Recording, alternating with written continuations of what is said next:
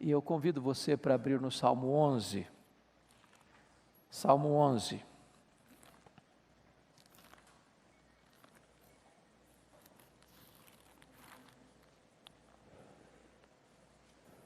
Salmo 11, versos de 1 a 7. Está escrito: no Senhor me refugio. Como dizeis, pois, à minha alma, foge como pássaro para o teu monte. Porque eis aí o ímpio, ou os ímpios, armam o arco, dispõem a sua flecha na corda, para as ocultas dispararem contra os retos de coração. Ora, destruídos os fundamentos, que poderá fazer o justo?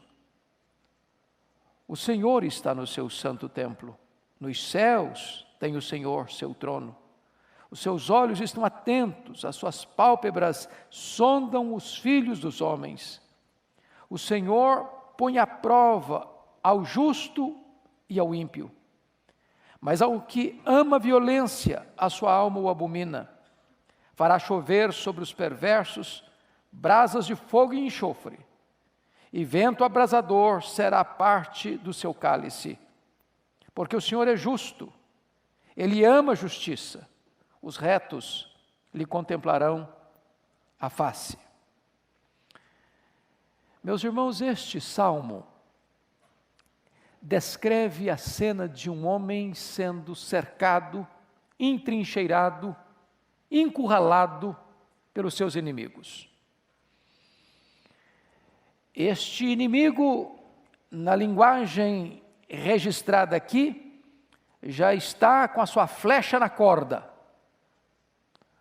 pronto a atingir o seu alvo. Esse inimigo não age às claras, ele age às ocultas. E ele não persegue os maus, ele persegue os retos de coração.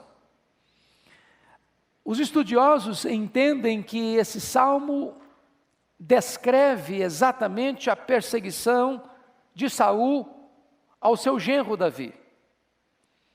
Saul era um homem insano, perverso.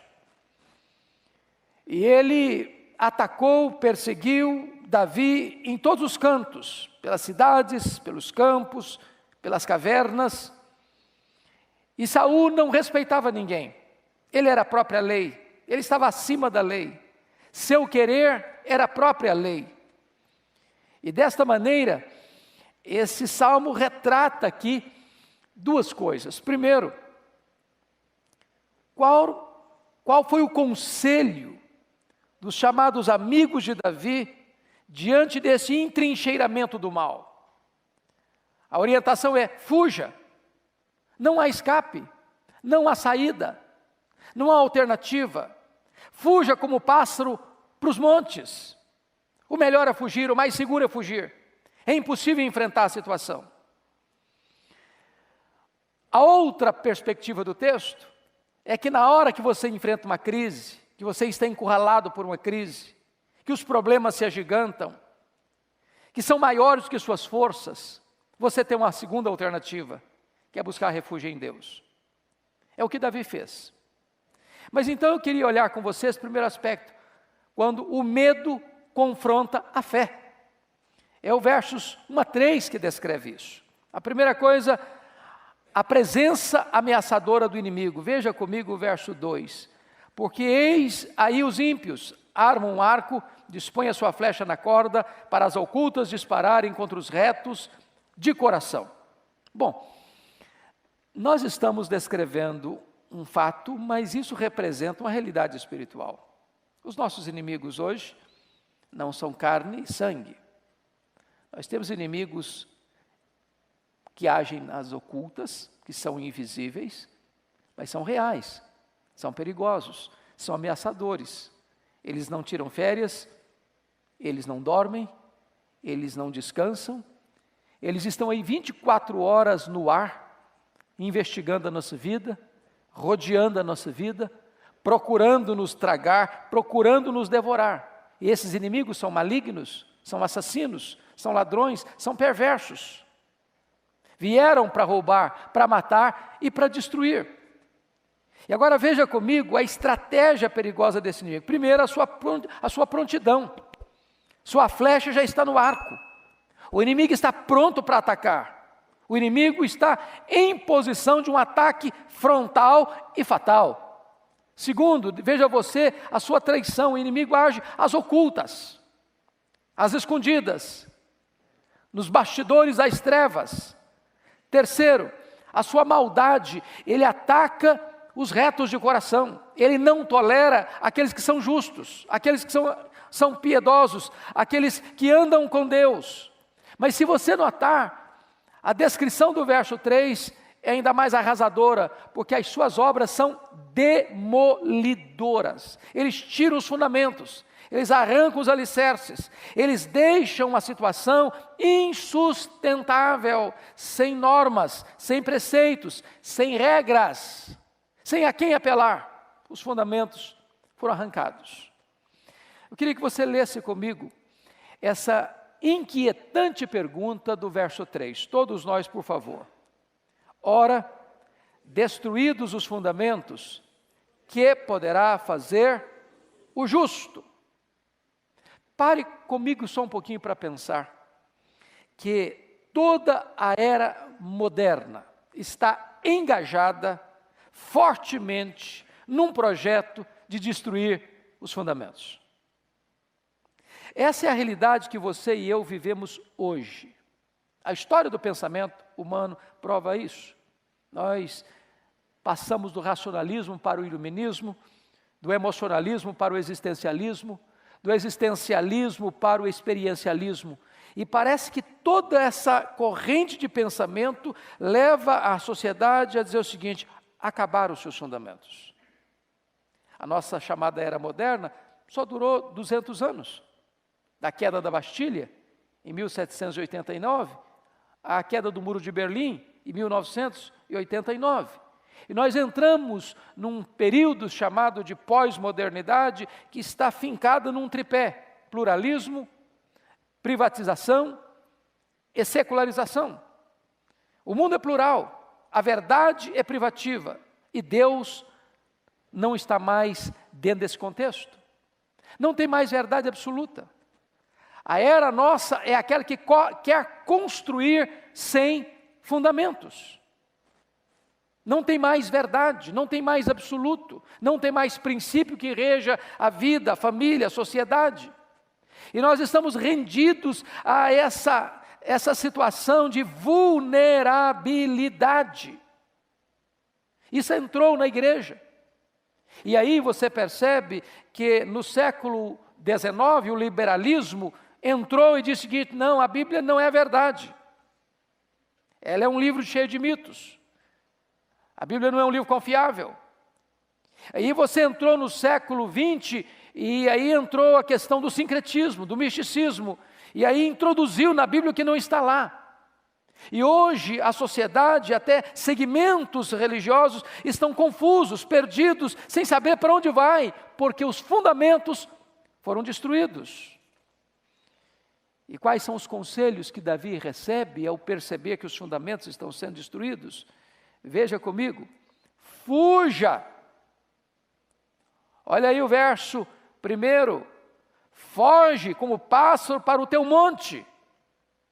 Mas esses conselheiros de Davi, eles estão ancorados em fatos, em realidades. Se não, vejamos, a violência implacável do inimigo, já está com arco esticado para lançar a flecha. Segundo, a política enganadora do inimigo, ele age traiçoeiramente na escuridão. A ação demolidora do inimigo, os fundamentos já estão sendo destruídos. Fuja! É curioso isso, como nós somos tentados a fugir na hora do perigo. Eu preguei sexta-feira à noite em Recife, numa escola naquela cidade. E eu achei curioso como a diretora da escola me disse que vários pais, diante da realidade complexa que o Brasil vive, estão desistindo do Brasil, estão fugindo para outros cantos, buscando abrigo em outros cantos. Talvez essa é a tendência do ser humano, fugir. Fugir do Brasil, fugir do casamento, fugir da realidade em que ele está. O mundo está confuso, o país está confuso. Se você olhar para o cenário político, é desesperador. Se você olhar para o cenário do nosso judiciário, também é desesperador. Se você olhar para o nosso cenário econômico, também é desesperador. Se você olhar para a situação ética, moral da nossa nação, é muito desesperador. Quando você olha para o cenário religioso, também a crise está estabelecida. Nesse momento, o que fazer? Algumas pessoas tentaram fugir. Por exemplo, o profeta Jeremias, num dado momento do ministério dele, ele disse assim: eu vou parar de falar, eu não vou pregar mais. Eu não vou fazer mais a tua obra, eu vou parar de falar. E a Bíblia diz que foi como um fogo no coração dele, ele não pôde se calar. Você olha, por exemplo, a história do profeta Elias, um momento na vida dele, Senhor, só eu fiquei. Deus, não, para um pouquinho, faça uma leitura mais otimista, tem 7.000 ainda. Não pense que você é o único representante da verdade nessa nação. Chegou um momento que Jonas preferiu fugir a enfrentar a orientação de Deus. Quantas vezes nós também tentamos fugir? Porque muitas vezes o medo triunfa sobre a fé. Mas eu quero olhar o segundo ponto dessa mensagem, que é quando a fé triunfa sobre o medo. Está aí nos versos 4 a 7. E o que é interessante é que Davi não olha para a fuga como a única alternativa para encontrar refúgio. Ao contrário, ele olha para Deus, e em Deus ele encontra refúgio. Olha como começa esse salmo. No Senhor eu me refugio. No Senhor eu ponho a minha confiança. Mas quando ele diz, no Senhor eu ponho minha confiança, de forma prática, como é que você pode pôr em Deus a sua confiança e encontrar refúgio numa sociedade onde os fundamentos foram arrancados? Primeira razão que ele nos dá, preste atenção, no versículo de número 4, parte A, é a presença de Deus. O Senhor está no seu santo templo. Deus é o Deus que está presente. E esse santo templo aí pode ser entendido de duas maneiras. João Calvino entendia que esse templo aí é o próprio céu. Outros entendem que esse templo aí também é a igreja. Nós somos o templo. Deus habita em nós. Deus está em nós.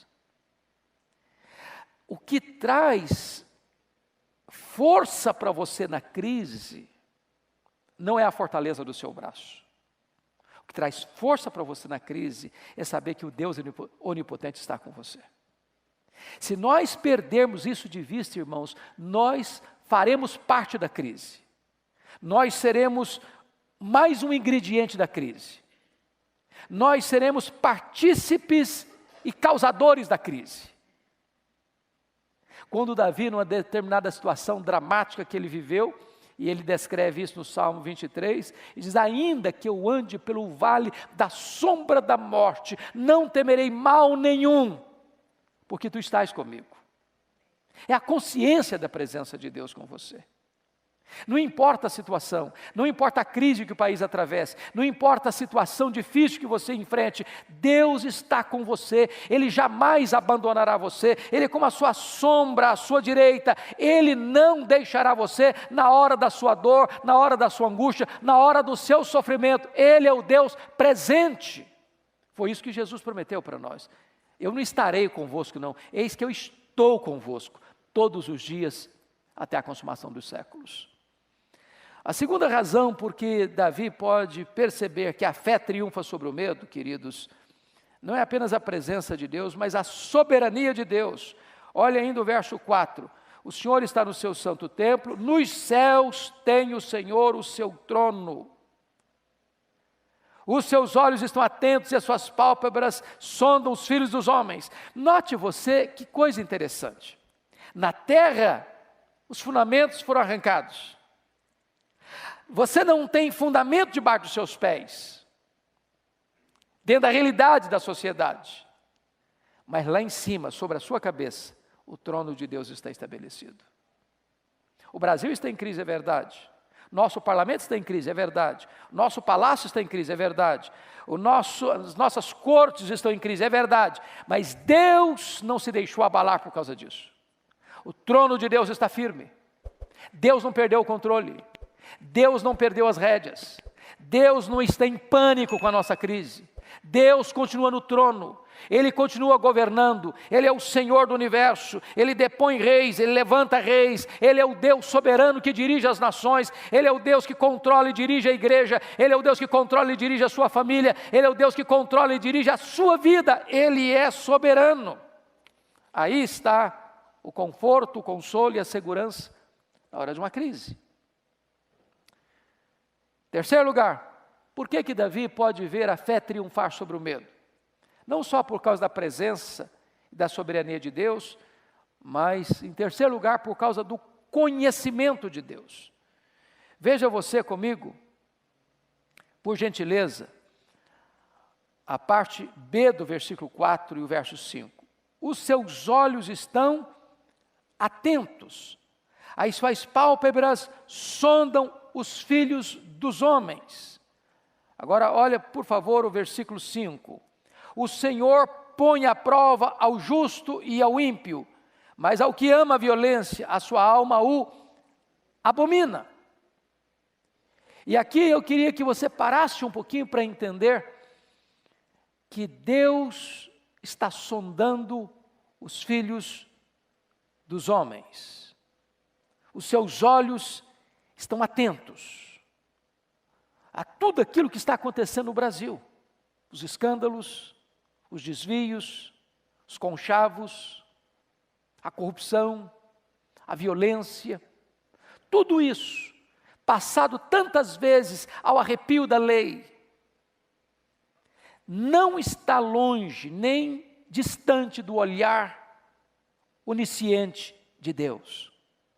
O que os ímpios fazem nas trevas, no anonimato, na escuridão, Deus está vendo. Mas o texto diz que Deus faz mais do que conhecer e ver, Ele sonda.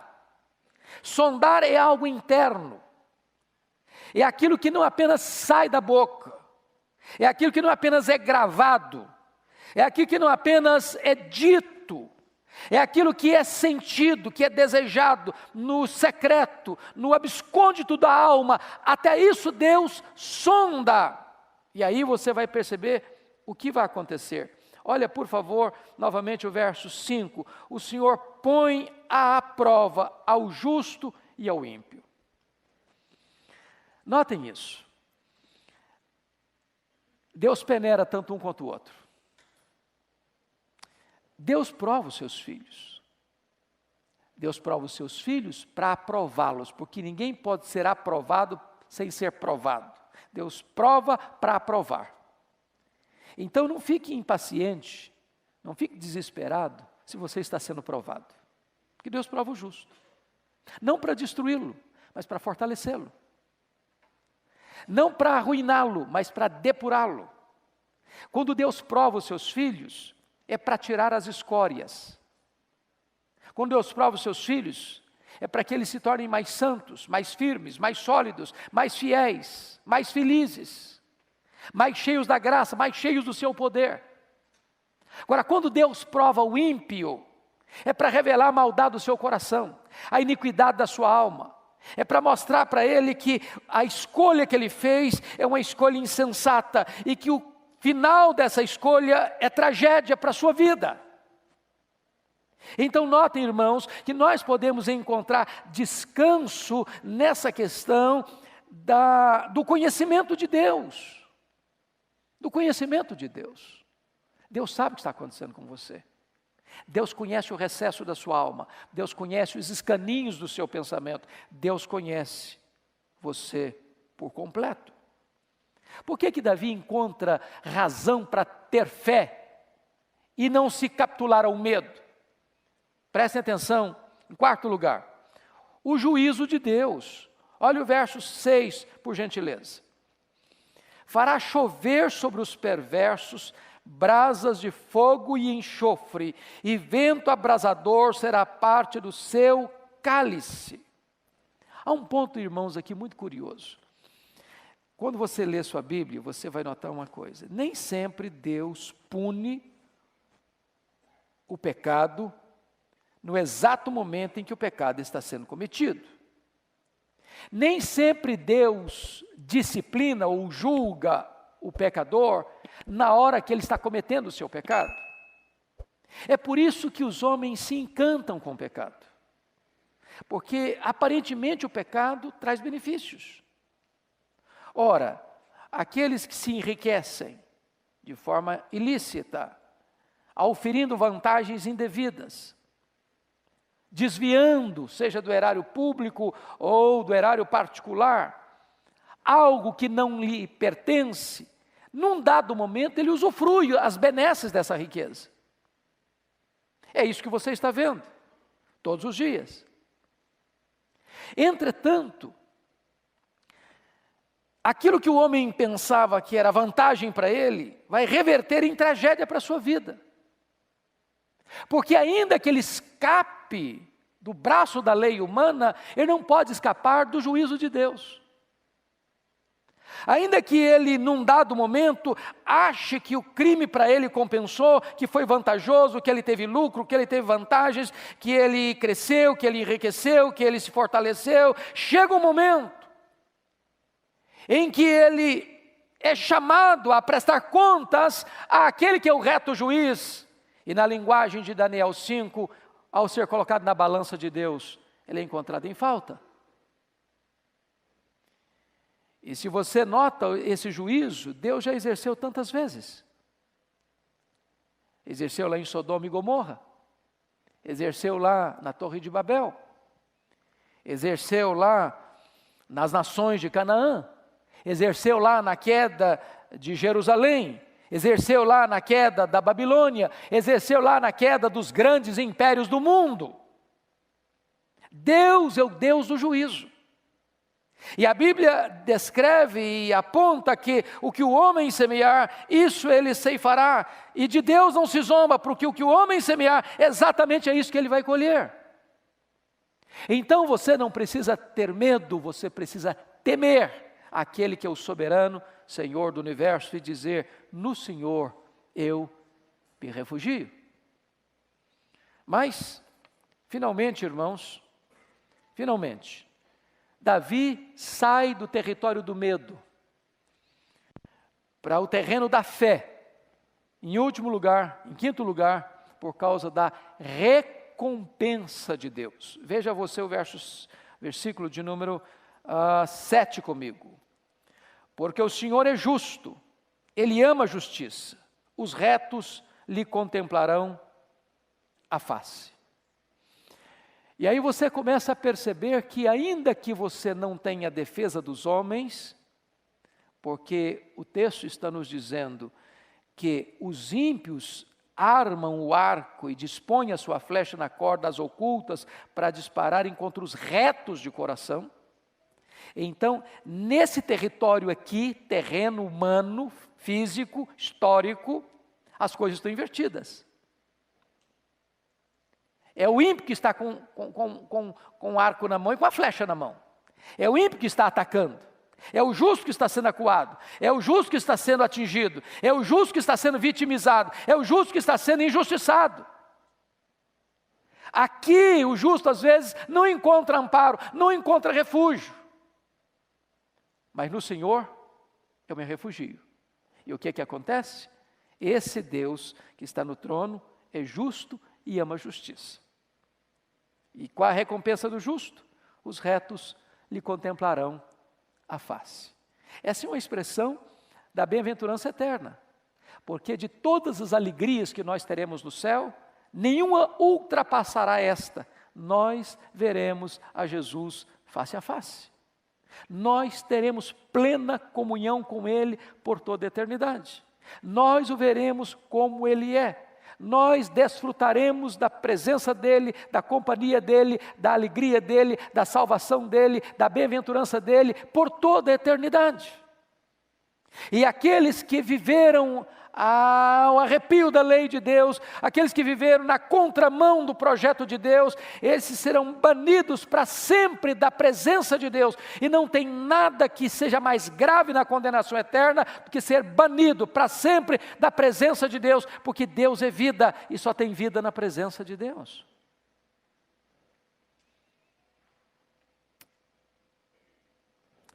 A pergunta que eu faço a você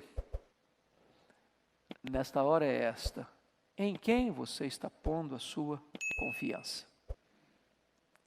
Do que você está com medo? Seu futuro não está nas mãos dos homens de Brasília. Seu futuro está nas mãos de Deus. Sua empresa não está nas mãos dos economistas deste país. Sua empresa está nas mãos de Deus. Sua família não está nas mãos daqueles que urdem e tramam a violência. A sua família está nas mãos de Deus. Ponha em Deus o seu refúgio. Curva sua fronte, por favor. Vamos orar. Deus é maravilhoso. É maravilhoso ler a Tua palavra